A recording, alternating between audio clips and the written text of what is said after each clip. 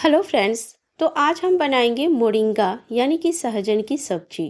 ये सब्जी बहुत ही स्वादिष्ट होगा और इसे बनाने का तरीका एक अलग ही तरह से आज हम बनाने जा रहे हैं। चलिए इसे बनाते हैं। तो मोरिंगा बनाने के लिए मैंने यहाँ पर कढ़ाई लिया है और उसमें 1 गिलास पानी डाल दिया और फिर स्टैंड डाल दिया है और इसमें मैं एक कटोरी रख रही हूँ और उसमें 2 चम्मच मैंने पॉपी सीड्स डाल दिया।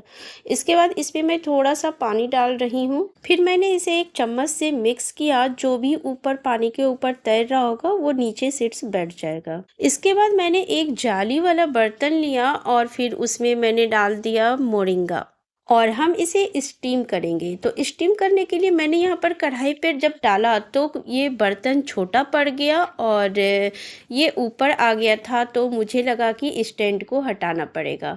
तो फिर मैंने स्टैंड को हटा दिया और वापस से मैंने सिर्फ कटोरी को रख दिया और इसके ऊपर मैंने ये जाली वाला बर्तन रख दिया है। मोरिंगा को मैंने पहले से ही काट करके धोकर तैयार कर लिया था और कुछ आलू को मैंने 2 टुकड़ों में काट लिया है और 2 प्याज को भी मैंने 2 टुकड़ों में काट लिया और फिर 2 टमाटर भी मैंने लिया है। इन सभी को मैंने इसके ऊपर रख दिया और फिर इन सारी चीज़ों को साथ में ही स्टीम करेंगे। और एक गांठ लहसुन के भी ले लेते हैं और लहसुन को मैंने पहले से छील लिया था, उसे भी मैं इस पे डाल रही हूँ। एक बार फ्रेंड्स इस तरह से मोरिंगा की सब्जी बना करके देखिए। इसे बनाना भी बहुत इजी है और ये सब्जी खाने में भी बहुत ही ज़्यादा स्वादिष्ट लगता है। तो मैंने यहाँ पर इसके ऊपर सारी चीज़ों को डाल दिया और फिर एक ढक्कन से इसे हम कवर कर देंगे और फिर इसे जो है सो पकने तक इसे पका लेते हैं। 10 मिनट के बाद मैं नाइफ से चेक कर रही हूँ और मैं देख रही हूँ कि सारी चीज़ें पक गई है और आलू भी काफ़ी अच्छी तरह से पक गई है और ये सहजन भी पक चुका है।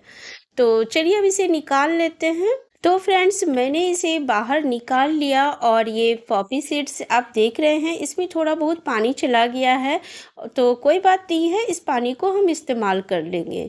अच्छा, मैंने पॉपी सीड्स को पीस करके मैं चाहती तो बाद में डाल सकती थी, पर मैंने इसे इसमें इसलिए डाला क्योंकि इसे मुझे ग्राइंड करने में बहुत ही इजी हो जाएगा और बहुत ही जल्दी ये ग्राइंड हो करके तैयार हो जाएगा। अब यहाँ पर मैंने सारी चीज़ों को बाहर निकाल लिया है और लहसुन की जितनी भी कलियाँ हैं इसे मिक्सर जार में ले लेते हैं और फिर प्याज को भी ले लेंगे इसमें और टमाटर के छिलकों को उतार करके इसमें ले लेते हैं और इन सारी चीज़ों को हम ग्राइंड कर लेते हैं। इसका एक अच्छा स्मूथ पेस्ट बना करके तैयार कर लेंगे और जब ये सारी चीज़ें ग्राइंड हो जाएगी ना, उसके बाद इन मसालों को निकालने के बाद पॉपी सीड्स को ग्राइंड कर लेंगे। तो मैंने यहाँ पर टमाटर के छिलकों को उतार लिया है और इसे मिक्सर जार में डाल देते हैं और आलू के छिलकों को भी छील करके तैयार कर लेते हैं।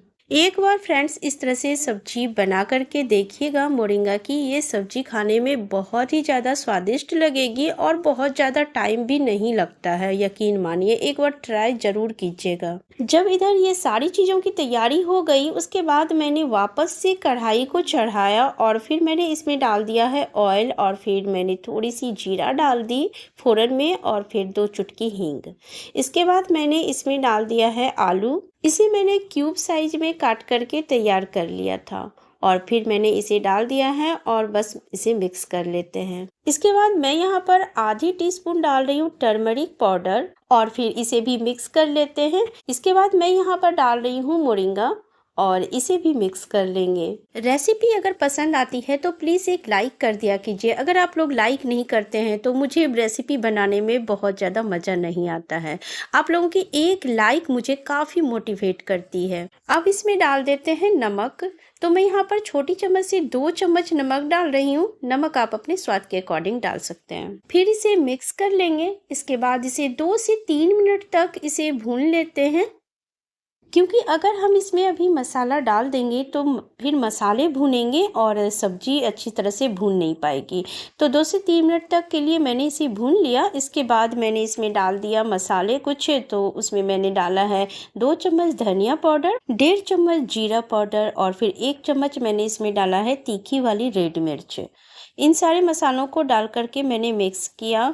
आधी चम्मच मैंने डाला इसमें काली मिर्च पाउडर और 1 चम्मच मैंने इसमें डाला कश्मीरी लाल मिर्च। फिर मैंने इन सब मसालों के साथ इसे मिक्स किया। इसके बाद ग्राइंड किए हुए मसाले डाल देंगे और इन मसालों के साथ थोड़ी देर के लिए इसे भूनेंगे।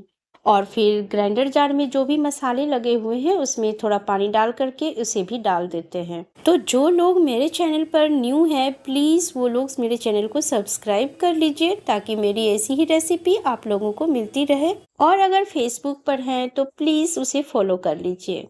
तो मैंने यहाँ पर ये सारे मसाले डाल दिए हैं और इन सारे मसालों को डालने के बाद मैंने बहुत ज़्यादा इसे भूना नहीं है, बस 1 से 2 मिनट के लिए हर मसालों को मैंने भूना है। एंड में मैंने डाल दिया इसमें पॉपी सीड्स और पॉपी सीड्स डालने के बाद इसे बहुत ज़्यादा अब भूनना नहीं है। इसे मिक्स करने के बाद बस 1 मिनट के लिए इसे भूनेंगे और जब ये सारी चीज़ें भून जाए उसके बाद मैं इसमें डाल दूँगी पानी। तो पानी यहाँ पर बहुत ज़्यादा मैं नहीं डाल रही हूँ क्योंकि ग्रेवी मुझे थोड़ा थिक ही चाहिए और अगर पतली हो जाएगी तो अच्छी नहीं लगती है, तो थोड़ा थिक ही रखूँगी। तो मैंने यहाँ पर उस हिसाब से पानी डाल दिया है और इसे मिक्स करने के बाद जब इसमें उबाल आ जाए तो आधी टीस्पून गरम मसाला डाल देंगे। ये गरम मसाला मेरे घर के बनाए हुए हैं। और फिर आधी टीस्पून मैं इसमें डाल रही हूँ भुना हुआ क्रश किया हुआ कसूरी मेथी।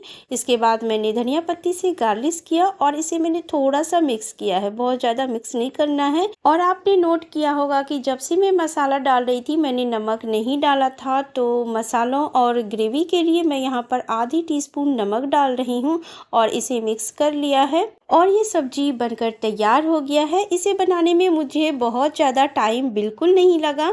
इसे बस मैंने 20 मिनट में सब्जी को तैयार किया। जब से मैंने इसे स्टीम करना शुरू किया तो 10 मिनट मुझे स्टीम करने में समय लगा और फिर सब्जी को बनाने में मुझे 10 मिनट का समय लगा। और ये सब्जी इतनी स्वादिष्ट बनी कि मैं क्या बताऊँ। एक बार आप ट्राई ज़रूर कीजिएगा। यकीन मानिए ये सब्जी बहुत ही ज़्यादा टेस्टी बनकर के तैयार हुई। अगर मेरी ये रेसिपी पसंद आई हो तो प्लीज़ एक लाइक कर दीजिए।